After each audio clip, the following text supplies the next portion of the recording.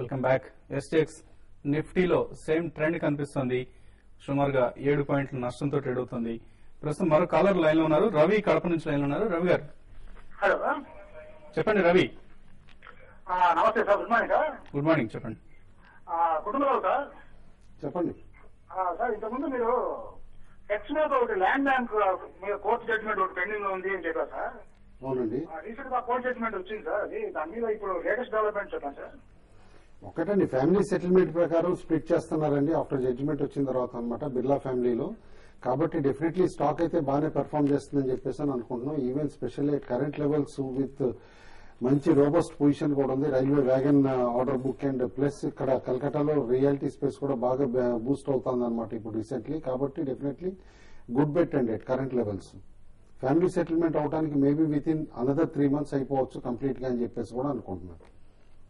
Okay అండి. Next caller Rajahmundry నుంచి ఇంకో కాలర్ లైన్ లో ఉన్నారు. రవీంద్ర. హలో చెప్పండి రవీంద్ర గారు.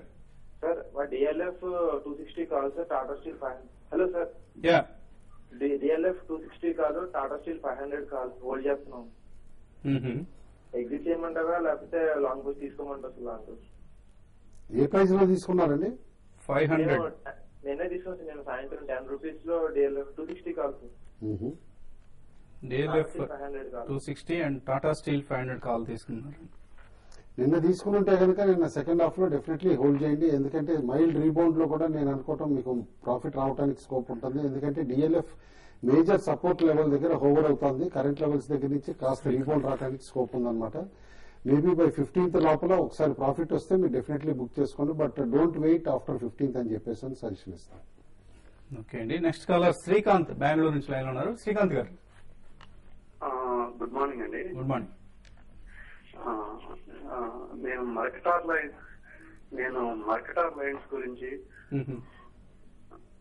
అరవింద్ లిమిటెడ్ గురించి, హెచ్డిఎల్ పవర్ నుంచి ఐడియా కనుక్కున్నాను అనుకుంటున్నానండి. రావు గారిది. హెచ్బిఎల్ పవర్ ఏ ప్రైస్ లో బై చేశారండి? హెచ్డిఎల్ పవర్ 32.5 లో ఉన్నాయండి, 300 షేర్స్. ఓకే అండి.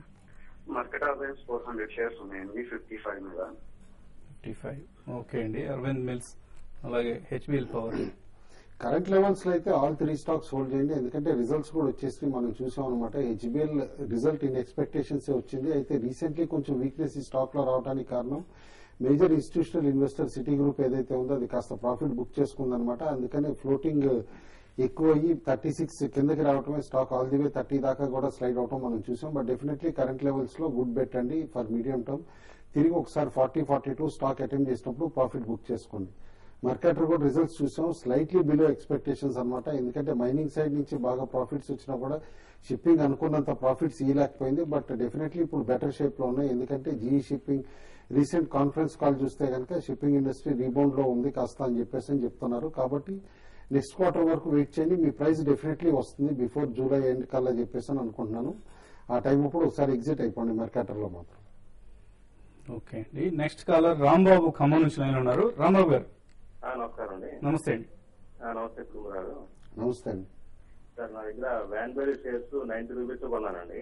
లార్జ్ క్వాంటిటీ కొన్నాను. ఇంకోటి ఎంసార్ హౌసింగ్ ఒకటి 70 రూపీస్ లో కొన్నానండి. ఫండమెంటల్ ఏంటి వాటి పరిస్థితి? హోల్డ్ చేయమంటారా, exit అవ్వమంటారా?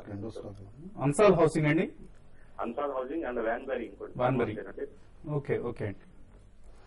వ్యాన్బెరీ mid cap pharma stocks లో one of the better stocks అయినా కూడా రిజల్ట్ మాత్రం చాలా డిస్కరేజింగ్ గా ఉండిందండి. ఎందుకంటే ఫార్ బిలో ఎక్స్పెక్టేషన్స్ వచ్చింది. మేబీ బికాస్ ఆఫ్ ఒక ప్లాంట్ సేల్ అవుతుంది అని చెప్పేసి కూడా అనుకుంటున్నారు. దాంతో కూడా కాస్త అగ్రెసివ్ గా సెల్లింగ్ వస్తుందన్నమాట స్టాక్ లో.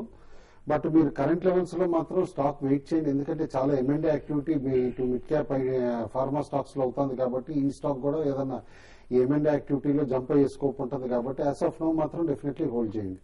అన్సాల్ హౌసింగ్ మాత్రం ప్రిఫరబ్లీ హయ్యర్ లెవెల్స్ లో ఒకసారి ఎగ్జిట్ కండి. దానికంటే బెటర్ అదర్ సెక్టర్ కి షిఫ్ట్ అవ్వండి రియాలిటీలో మాత్రం. ఎందుకంటే కొంచెం అండర్ పర్ఫార్మ్ చేస్తుంది అనుకుంటున్నా రియాలిటీ. ఇన్ఫాక్ట్ లాంగ్ టర్మ్ కి అట్రాక్టివ్ బెట్ అయినా కూడా ఈ షార్ట్ టర్మ్ మాత్రం అండర్ పర్ఫార్మర్ గానే ఉంటుంది. ఓకే అండి. విశ్వకుమార్ ఒక మెయిల్ పంపించారు. నిఫ్టీ 5000 షార్ట్ పొజిషన్ ఉంది, ఇందులో ప్రాఫిట్ బుక్ చేసుకోవచ్చా, వెయిట్ చేయొచ్చా? నిఫ్టీ 5000 అంటే మీరు కొంత ఒక 30-40 పాయింట్స్ ప్రాఫిట్ లో ఉన్నారు. అయితే ఈ రోజు మా నిఫ్టీ 4950 దగ్గర సపోర్ట్ లభించే అవకాశం ఉంది. ఈ రోజు కూడా ఓపెనింగ్ కొంత 10 to 15 పాయింట్స్ మైనస్ లో ఓపెన్ అయ్యే అవకాశం ఉంది. కాబట్టి మీరు ఫస్ట్ హాఫ్ లో మీరు ఒకసారి ప్రాఫిట్ బుక్ చేసుకోమని చెప్తాను.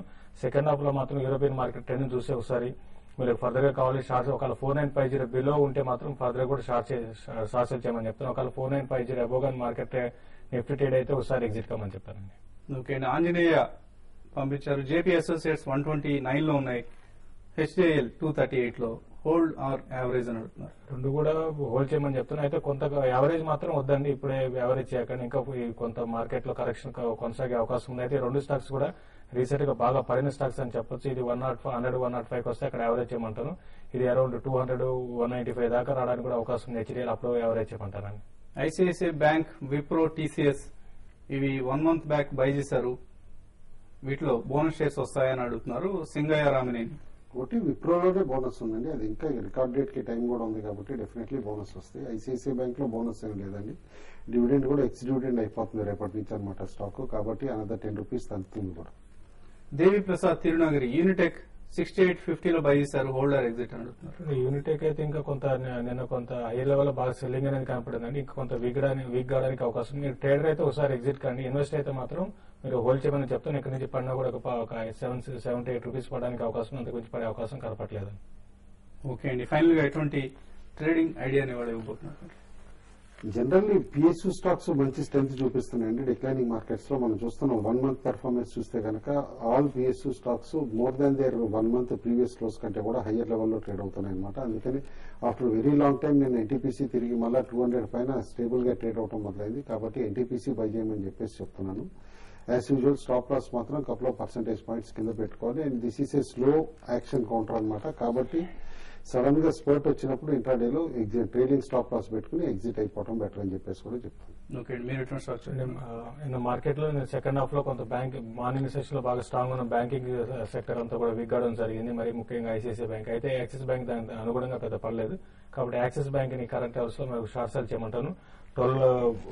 1226 బిలో షార్ట్ సెల్ చేయమంటాను. 1210-1202 దాకా స్టాక్ ఇంటర్డేలో రావడానికి వస్తుంది. అట్లా స్టాప్ లాస్ వచ్చి 1234 దగ్గర స్టాప్ లాస్ పెట్టుకోమని చెప్తాను. ఓకే అండి. సో శేష్ గారు గజనీ మహమ్మద్ లాగా యాక్సిస్ బ్యాంక్ మీద దండెత్తున్నారు, ఈసారి ఆయన సక్సెస్ అవుతారని చూద్దాం. అలాగే సుందరరాజా పంపించారు హెచ్డిఐఎల్ సెల్ బిలో 215 అంటున్నారు, target 210, stop loss 218.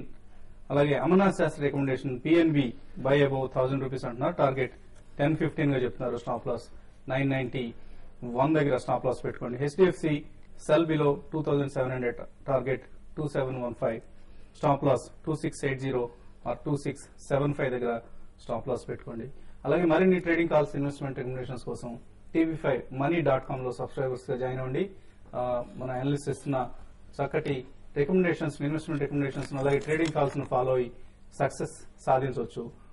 Shreya broadcasting private limited పేరు మీద డీడీ లేదా చెక్ తీసుకుని మీ సభ్యత్వాన్ని పంపించవచ్చు, లేదా ఆన్లైన్ ఫెసిలిటీ ఉంటే మీకు debit card, credit card, net banking రూపంలో కూడా మీరు సబ్స్క్రిప్షన్ తీసుకోవచ్చు. పూర్తి వివరాల కోసం ఇక్కడ డిస్ప్లే చేస్తున్న నెంబర్స్ కాల్ చేసి ఇతరత్ర వివరాలు ఏమైనా అవసరమైతే మీరు పొందవచ్చు. ఇది వాటి బిజినెస్ బ్రేక్ఫాస్ట్ షో. మధ్యాహ్నం 1:30 బిజినెస్ లంచ్ లో కలుద్దాం.